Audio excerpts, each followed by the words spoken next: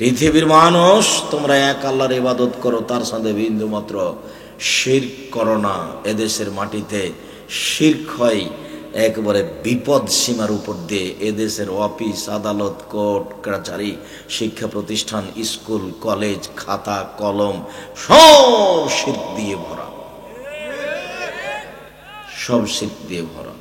বাড়ির সামাজিক অবস্থা শিরক দিয়ে ভরা। হাত থেকে চাঁপাই নবাবগঞ্জ রাজশাহীতে বলে, হাত থেকে গিলাস পড়ে গেলে কুটুম্ব আসতে পারে, এমন কথা শিরক। ঘরের উপরে কাক ডাকলে কুটুম্ব আসতে পারে, এমন মন্তব্য শিরক। আমি কথা বলছিলাম, টিকটিকি টিকটিক করে উঠলো, এমন কথা বললে শিরক হবে। তুলসী গাছ তুলে ফেলা যায় না, এই কথা বললে শিরক হবে। লোকটা মারা গেছে, 40 দিন ওই ঘরে বাতি জ্বালিয়ে রাখতে হবে, এমন কথা বললে শিরক হবে। সন্ধ্যা হওয়ার সাথে সাথে বাড়িতে বাতি জ্বালাতে হবে, এমন হিসাব করলে শিরক হবে। গরুকে লাথি মারা যায় না, এমন হিসাব করলে শিরক হবে। যেই কুলা চাঁপাইনবাবগঞ্জের ভাষাতে ধান চাউল ঝেড়ে দেওয়া হয়, যাতে তাকে বলা হয় চাঁপাইনবাবগঞ্জের ভাষাতে কুলা, সেই কুলাতে যদি ছেলেরা মেয়েরা পা দেয় তাহলে কুলক্ষণী হলো, এমন কথা বললে শিরক হবে।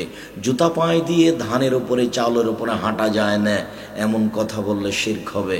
চুলাতে পা দেওয়া যায় না, এমন কথা বললে শিরক হবে। ভাতের পাতিলে পা লেগে গেলে কেমন কেমন লাগলো, এমন কথা বললে শিরক হবে। ফরজ গোসল ফরজ হয়েছে, গোসল করেনি, তাই বাড়ির বৌমা রান্না বান্না করতে পারে না, বেগুন কাটতে পারে না, সিম গাছ থেকে সিম ছিঁড়ে আনতে পারে না, গোসল না করে কিছু করা যায় না, এমন কথা বললে শিরক হবে।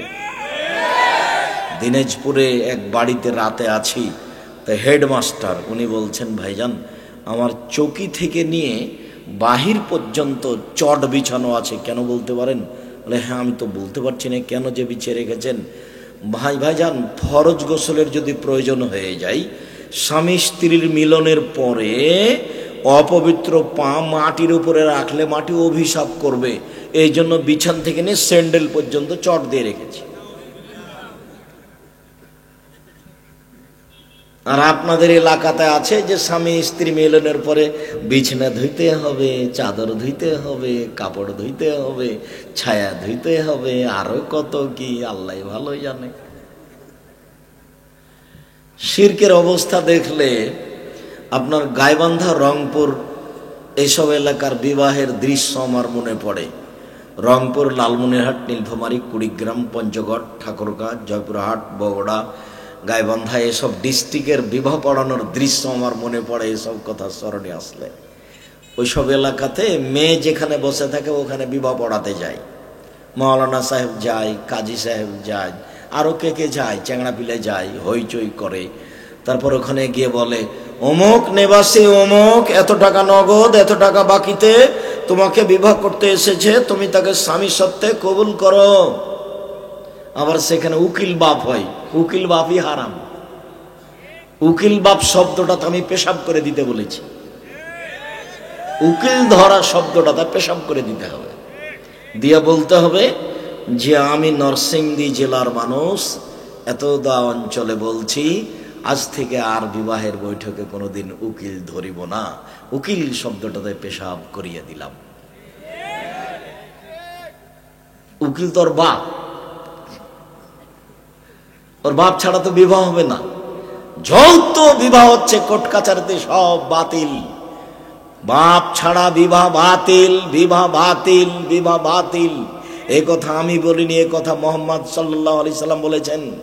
মান্না কাহাত বেগাইরে ইজনে ওয়ালিহা, যে ব্যক্তি বাপ ছাড়া, বাপের অনুপস্থিতিতে, চাচা ছাড়া, চাচার অনুপস্থিতিতে, দাদা ছাড়া, দাদার অনুপস্থিতিতে, নিজ ভাই ছাড়া বা এদের উপস্থিতিতে দায়িত্বশীল ব্যতীত এমনিতেই বিবাহ বসে গেল, সে বিবাহ বাতিল, সে বিবাহ বাতিল, সে বিবাহ বাতিল।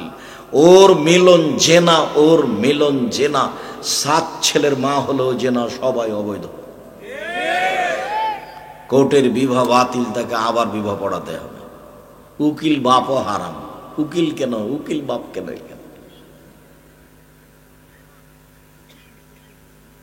তারপরে 3 বার বলার পরে এখন এই লোকগুলি যারা বাড়ির ভিতরে এসেছে, এরা এখন বর যেখানে বসে আছে সেখানে যায়, গিয়ে দাঁড়িয়ে থাকে। তখন বসে থাকা লোকগুলি বলে, আপনারা কে? আমরা এ বিবাহের উকিল। মেয়ে কবুল করেছে? জি করেছে। আপনারা শুনেছেন? জি শুনেছি।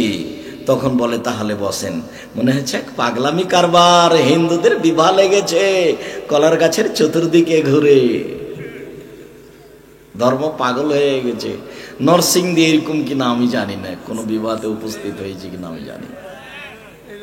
তবে চাঁপাই নবাবগঞ্জে এমন কোন বিবাহের এমন একটা নীতি নাই যেটা জায়েজ, সবই হারাম।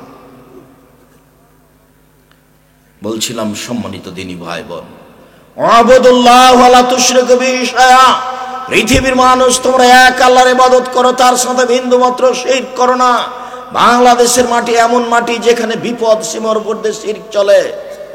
আল্লাহ ছাড়া কারো কাছে কিছু চাইলেই শিরক হয়, কবরের কাছে কিছু চাইলেই শিরক হয়, পীরের কাছে কিছু চাইলেই শিরক হয়, কবরে মানত মানলে শিরক হয়, দিবস পালন করলে শিরক হয়, সেটা যে দিবসই হোক না কেন।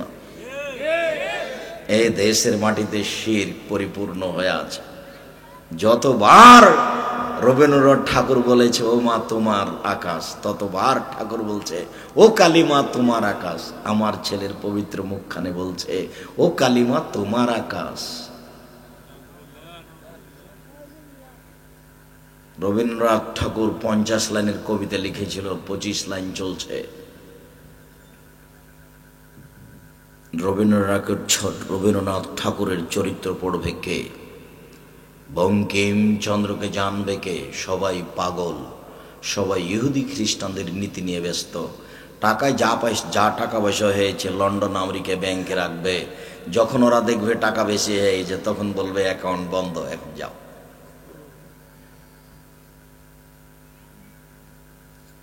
চরিত্র পরিবর্তন হয়ে গেছে, কিভাবে ফিরে আসবে? আল্লাহ তুমি সহজ করো। অবিল ওয়ালিদাইনি ইহসানা, পৃথিবীর মানুষ তোমরা বাপ মায়ের সাথে ভালো আচরণ করো। আল্লাহর সাথে ভালো আচরণ করো মানে শিরক করো না। বাপ মায়ের সাথে ভালো আচরণ করো। যেদিন মা চুমা খেতে পারে সেদিন মাকে শ্রদ্ধা করতে হবে, তার নাম শ্রদ্ধা নয়।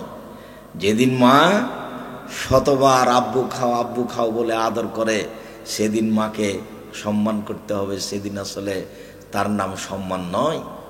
যেদিন সকালে দেখতে পাচ্ছি যে এই বাড়িতে সবচেয়ে খারাপ মানুষ আমার মা, যা কিছু বলে উল্টা বলে, আমার মাকে আমার বউকে অকথ্য ভাষায় গালি দেয়, যা বলছে সবকিছু উল্টা বলছে, পয়সা ইনকাম করি আমি, আর আমার মা আমার বোনের ছেলেকে ভালোবাসে, অবাক কথা, আমাকে দেখতেই পারে না, যা বলে সবই উল্টা বলে, এই কথাও ঠিক। এই বাড়িতে সবচেয়ে খারাপ মানুষ আমার মা আর বাপ। সেই দিন বাপ মাকে ভালোবাসার নাম ভালোবাসা। মা উল্টা কথা বলছে এই কথাই ঠিক, মা উল্টা কথা বলছে এই কথাই ঠিক, এর পরেও একবারে এরকম শব্দ বলা নিষেধ আছে। ও কত বড় সম্মানী, ছেলের কাছে মেয়ের কাছে এটা ভাষা দিয়ে উল্লেখ করা কঠিন।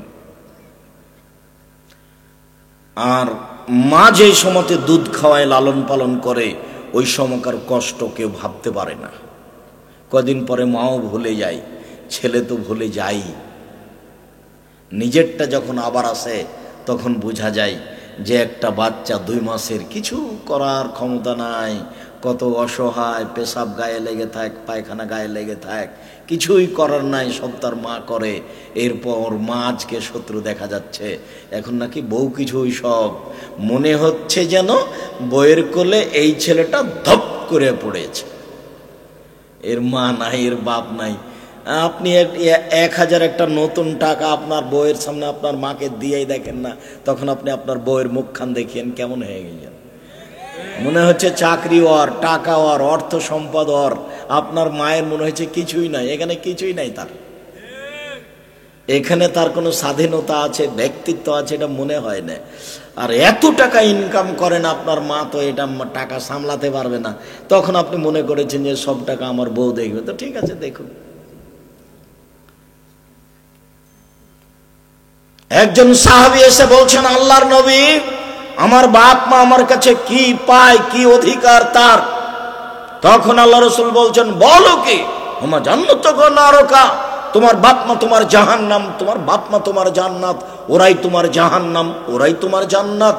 তোমার বাপ মা তোমার জাহান্নাম, তোমার বাপ মা তোমার জান্নাত, ওরাই তোমার জাহান্নাম, ওরাই তোমার জান্নাত। মায়ের পায়ের নিচে জান্নাতে, কথাই ঠিক। এই সময়ে মাকে শ্রদ্ধা করা খুব কঠিন। যেই সময়ে মা আমার বউকে অকথ্য ভাষায় গালি দেয়। আমি সকাল 10টার সময় বলে গেছিলাম আমার বউকে, শোনো, আমার মা বিছানে পেশাব করে, তুমি কাপড় পরিষ্কার করে দিও। আমি বিকাল 4টায় এসে দেখছি আমার মা পেশাব করা ভিজা কাপড়ে আছে। আমি বললাম, তুমি আমার মায়ের কাপড় পরিষ্কার করোনি কেন? তখন আমার বউ আমাকে উত্তরে বলছে, যাও তোমার মাকে তুমি দেখো। আমি ও ঘরে গেলে তোমার মা আমাকে অকথ্য ভাষায় গালি দেয়। আমার মায়ের বয়স 80 বছর, আমার মায়ের বিবেচনা নেই। আমার মা আমার বউকে গালি দিচ্ছে, এ কথাই ঠিক। এখন বোনেরা তো নেই, সব শ্বশুর বাড়ি চলে গেছে, ওরা তো এসে এখানে কাজ করতে পারবে না, ওদের সংসার আছে। শুনুন, সব উল্টে গেছে, বউ উল্টে গেছে, ছেলে মেয়ে উল্টে গেছে, সবাই বাড়িতে উল্টে গেছে। কেউ আপনার মায়ের পক্ষে নয়, আপনিও আপনার মায়ের পক্ষে নন। কেননা এই বাড়িতে সবচেয়ে বড় শত্রু আমার মা।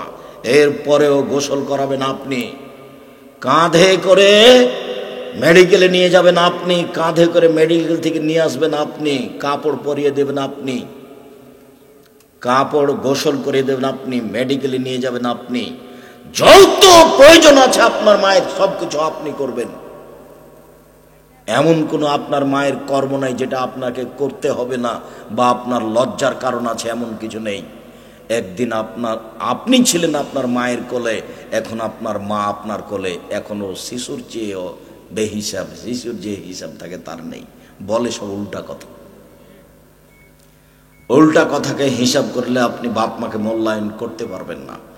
আর ছোট বাচ্চাকে আদর করা যায়, পেশাব পায়খানা সাফ করা যায় সহজে, কিন্তু 90 বছরের মানুষ যদি পেশাব পায়খানা করে তখন সহজে তা সাফ করা যায় না।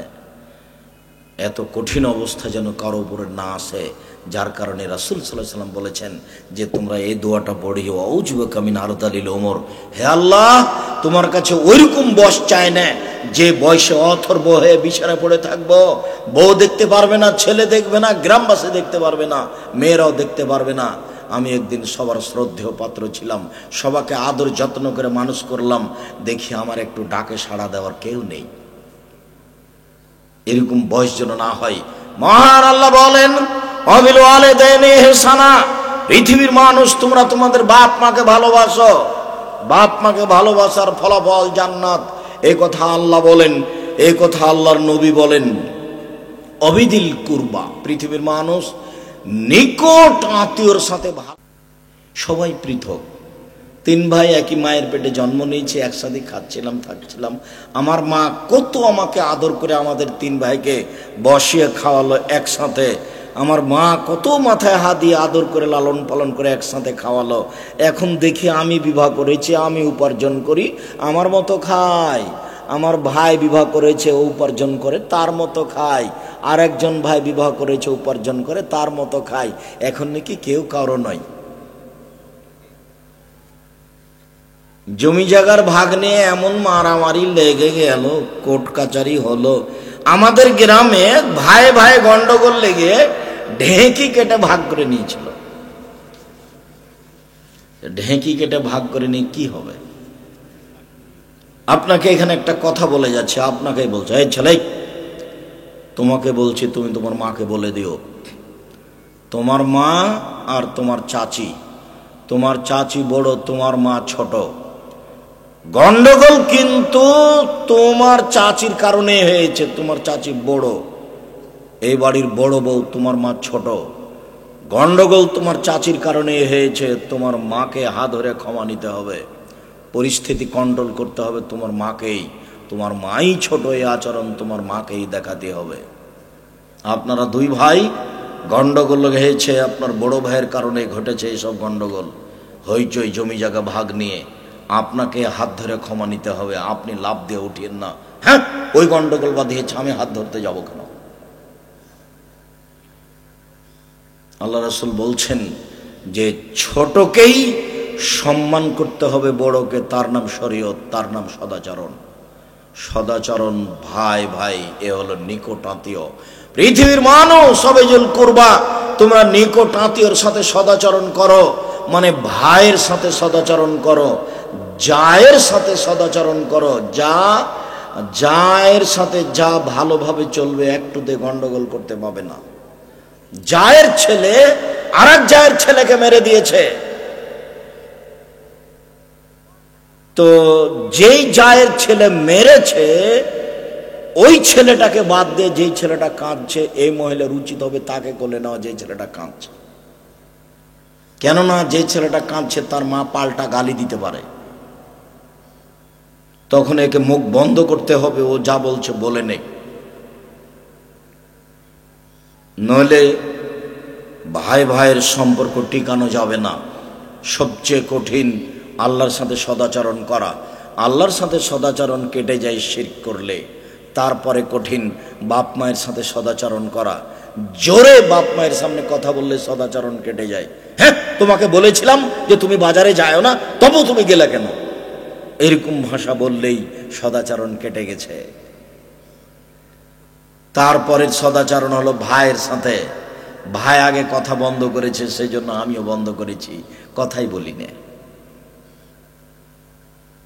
অবেদিল কুরবা ওয়াল ইয়াতামা, এতিমের সাথে সদাচরণ করো। এবার ওই কথাটি এসেছে যা সহজেই জান্নাত পাওয়া যায়। আবু মুসা আশআরী রাদিয়াল্লাহু তাআলা আনহু বলেন, রাসূল সাল্লাল্লাহু আলাইহি সাল্লাম বলেছেন, কাফিরুল ইয়াতিম আনা ওয়া কাফিরুল ইয়াতিম হাকাদা ফিল জান্নাহ। আমি মুহাম্মদ সাল্লাল্লাহু আলাইহি সাল্লাম এবং যে ইয়াতিমের লালন পালন করে সে জান্নাতে এইভাবে থাকবো। তখন তর্জনীয় মধ্যমা, এই মেয়ে কথা বলছো নাকি তুমি? তোর মাথায় কাপড় নেই কেন? তুমি ফ্যাশন বোরকা পরে আছো কেন? ফ্যাশন বোরকা পরেছো কেন? গায়ে আঁটো সাঁটো বোরকা পরেছো কেন? তোমাকে কতদিন বলেছি? তুমি লজ্জাবোধ করো না কেন? তুমি ইতস্তবোধ করো না কেন? তোমার শরম হয় না কেন? আঁটো সাঁটো বোরকা পরে তুমি কি দেখাতে চাচ্ছ? উপস্থিত বৈঠকের দিনই মুসলিম বোন, আপনাকে আমি এভাবে বলে কষ্ট দিতে চাইনি। শুনুন, আপনাকে আমি বলেছি যে আপনি সালোয়ার কামিজ মেক্সি চাদর পরেন, এটা আমার পরামর্শ। তারপরে বলেছি যদি শাড়ি পরেন তাহলে 2 ছাড়ের ব্লাউজ পরতে হবে, যার হাত হবে কবজি পর্যন্ত, নিচের দিক কোমরের নিচে চলে যাবে। আর শাড়ি পরে বাড়ির বাইরে গেলে পা মোজা পরতে হবে। কেন? পা মোজা না পরে শাড়ি পরে যদি রিক্সাতে উঠে তাহলে হাঁটু পর্যন্ত পা দেখা যাবে।